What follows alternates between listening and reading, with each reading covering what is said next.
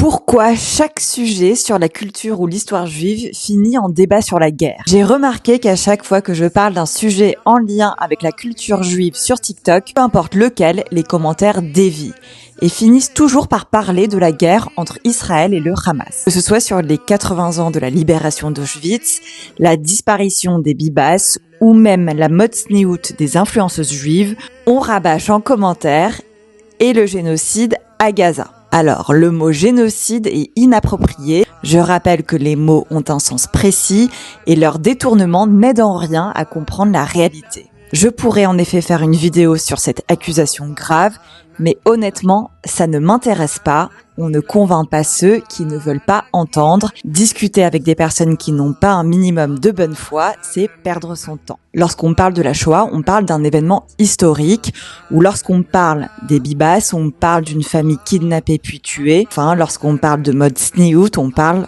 de mode. Inutile de rappeler que tout ne tourne pas autour de la guerre au Proche-Orient. Tout ce qui touche à la culture juive est systématiquement ramené à un conflit politique, comme si on ne pouvait pas parler d'histoire, de tradition ou même de mode sans devoir se justifier sur Israël. Alors je le répète, on peut avoir un avis sur la guerre, bien sûr, on peut même débattre, mais respecter les sujets et ne pas tout mélanger, c'est la base d'une discussion saine. Alors qu'on soit clair, je continuerai à parler de ces sujets au même titre que d'autres thématiques, bien évidemment, parce qu'ils font partie de l'histoire, de la culture et qu'ils méritent d'être traités sans être détournés.